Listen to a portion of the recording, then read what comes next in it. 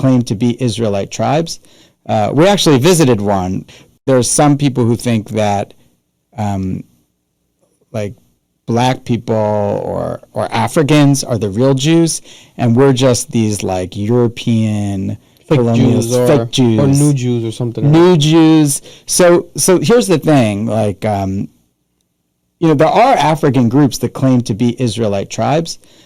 We actually visited one. There was we took a trip as part of a mission to Nigeria. A lot of Igbo people believe they're a lost tribe of Israel. And so we actually made a connection because we're Rhode Island, and Rhode Island does these things where like the Igbo people of Nigeria and Rhode Island Jewish community like connected, and they sent a couple of tribal elders here, and then we went to the Igbo land in Nigeria, me and my friend Shai Afsai, who led the trip, and my wife Naomi. It was a great time of like, and like they're doing a Jewish thing there in Nigeria, and so like that's real, like that's legit.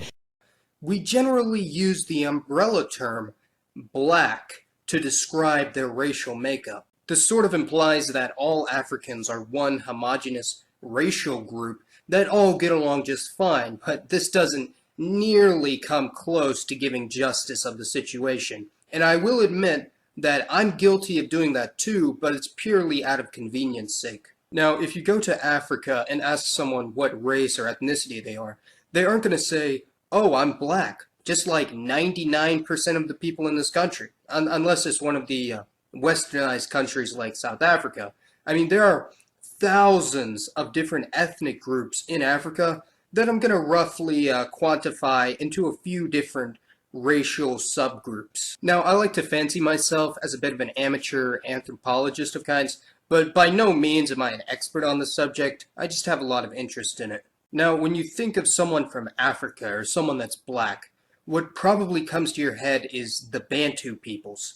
The Bantu peoples populate pretty much all of West Africa, Central Africa, East Africa, and parts of Southern Africa as well. Bantu peoples all speak a language from a branch of the Niger-Congo family, and they all have ancestral origins in West Africa. Their appearance is generally the same across the continent, although those from the equator tend to be a bit shorter from those from Southern Africa. Now, if you've ever seen a movie like Black Hawk Down or Captain Phillips, and you look at the Somalis and you think to yourself, wow, those people look really interesting. It's because Somalis and other people from the Horn of Africa are actually quite different from the Bantu peoples that populate most of the rest of the continent. People from the Horn of Africa, such as Ethiopia, Eritrea, Somalia, they're classified as Cushitic people, and they generally have much different facial features from Bantus. They generally have slimmer noses, slimmer lips, and they may or may not have lighter skin color than the Bantu peoples. I've seen people from Ethiopia that are really light-skinned, and I've seen people from Somalia that are really dark-skinned. Now, for the most part, Cushitic peoples do not like to identify with the Bantu people from the rest of Africa. Now, for the most part, Cushitic peoples do not like to identify with the Bantu people from the rest of Africa. In fact, Bantu people or people who look Bantu are generally kind of looked down upon in Ethiopia and Somalia, and they prefer people with facial features that more resemble Middle Easterners or Europeans. Now, next you have the Nilotic people, who are probably my favorite group of people on the planet.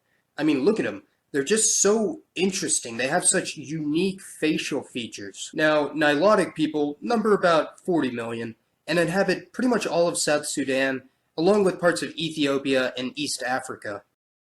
I want to give all the praises and the honor to Yahweh Bahashem, Yahweh Shai Bahashem, Aracha Ha Kodash, and double honors to the elder apostles and bishops of Great Millstone.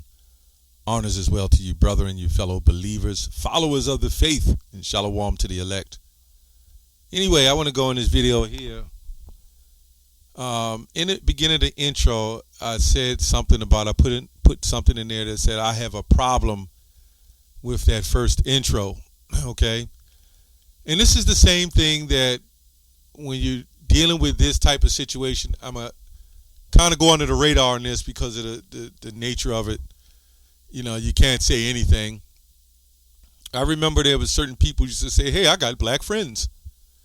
Like that made it all right. But now when you go into history, that was erased, and how things are set up and was set up and who it was set up by. This man says that they went in and embraced. I ain't say embraced, but I'm not gonna say embraced. But they went in and acknowledged the other Hebrews. Now the problem I'm having is nobody will acknowledge. Like when I put the second clip in there, and this I don't know if this man is Hispanic, white man, whoever he is, he started bringing the facts out about Africa, which not too long ago I didn't realize that Africa wasn't even a country. It's actually a continent made up of 50-something countries. Like there's 7 continents, right? You know, as you keep researching, you learn things as you move on, right? Now, inside Africa, there's several countries, and there's several tribes, many tribes, even in countries, right?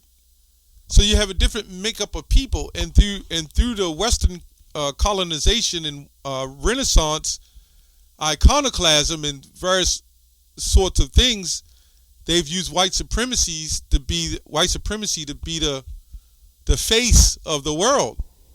So when the Israelites fled down in Africa, right? When they fled down in Africa, they were no longer the face of being Hebrews.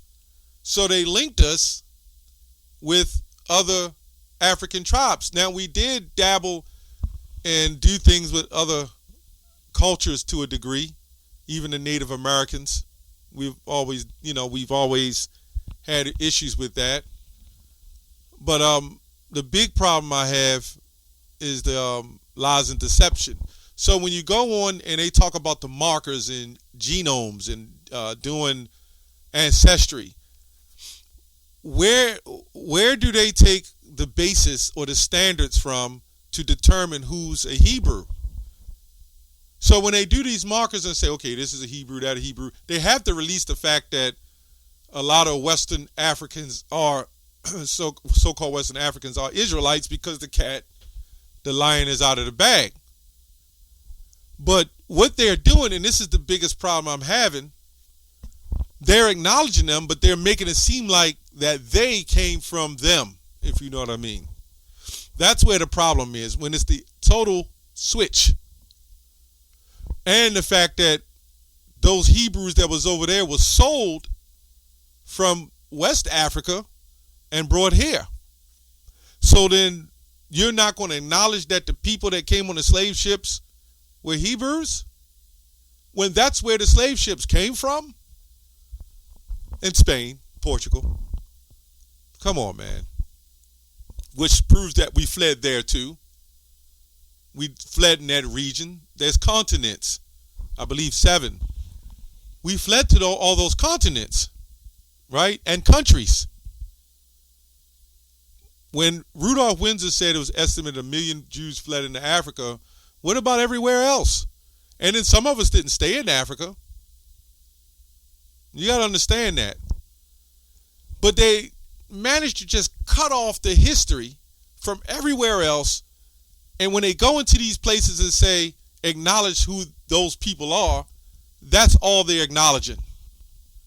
But they will not say the Negroes and Native Americans are the ones that fit those curses and are the biblical Israelites. Psalm 83 and 4.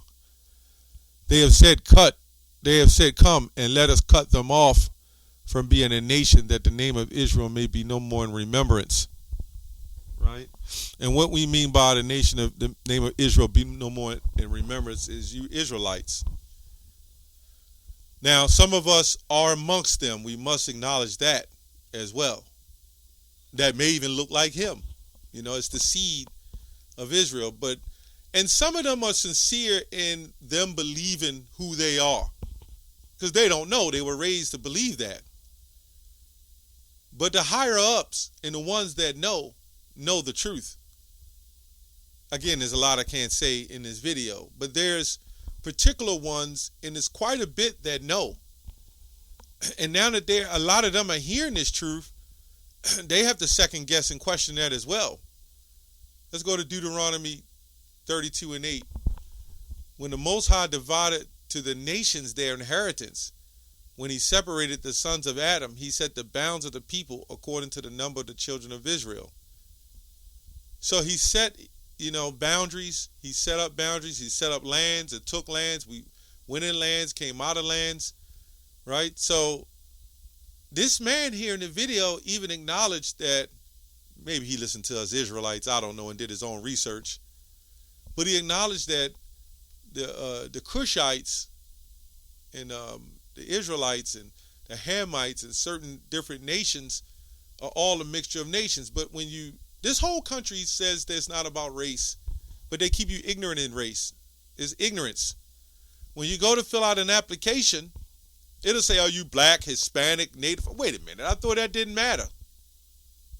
I thought none of these things mattered. But see, through their deception of everybody loving and coming together, you're keeping the race. You're still playing a race card. Why? Because you have to keep yourself separate from other people. And this is why, again, it's a lot I can't say in the video.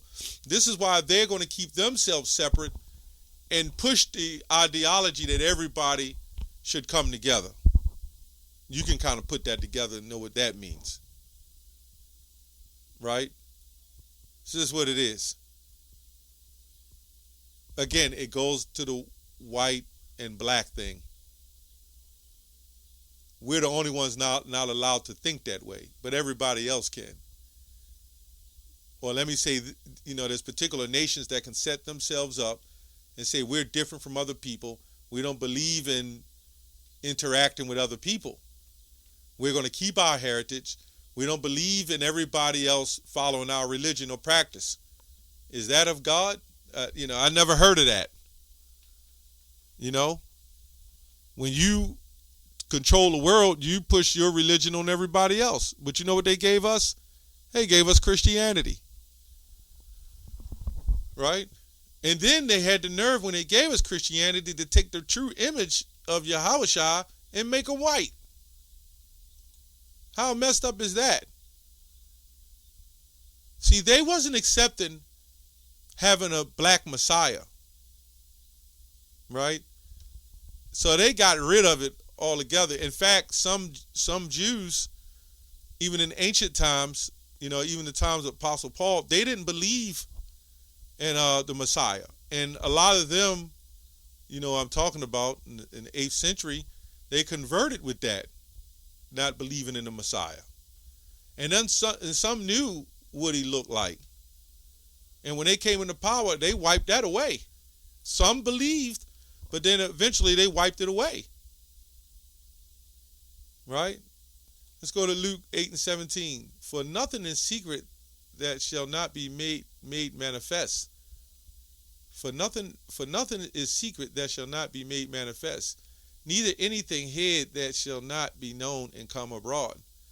So as Western culture as they slowly awaken from their super deep sleep, you'll have videos like this, or the young white looking guy who's bringing out information. And what's weird is when you go to his page, there's a lot of people in the comment board accepting him and calling him a great scholar. And guess what? We've been saying this for years. At least what I was taught from my teachers, elders and teachers, and they were taught from their elders and teachers. Because in ignorance, I thought all African people was the same. I thought all black people was the same, but that's what they pushed on us. This was the phony, ridiculous educational system that they put on us. When we was young and carried them stale, when we ate that stale lunch and carried our brown paper bag with lunches, then by the time you went to eat it, it was stale or something was wrong. And you had to be in that concentration camp of a school to force, their idolatry and ideology on you. So, at the end of the day, let's see. When you read Deuteronomy 28:64, it says the people of Israel would be scattered from one end of the globe to the other. So how do people put themselves there and say it's them? In a particular time. That's all I'm going to say on that. Let's go to Isaiah real quick. Let's go to Isaiah 11 and 11. I think this is a pretty good, this kind of brings it home too. Our people are scattered all over, and guess what? Some of our people are in Sudan. What he was talking about is those crazy, tall-looking Sudanians. They're your ancient Egyptians. 11:11. It shall come to pass in that day that the Lord shall set his hand a second time, again at the second time, to recover the remnant of his people, which shall be left from Assyria and from Egypt, right? And from Pathros and from Cush and from Elam and from Shinar and from Hamath, from the islands of the sea. He shall set up an ensign for the nations, and shall assemble the outcasts of Israel, and gather together the dispersed of Judah from the four corners of the earth. Can't get any clearer than that. That's all I have on that. Shalom.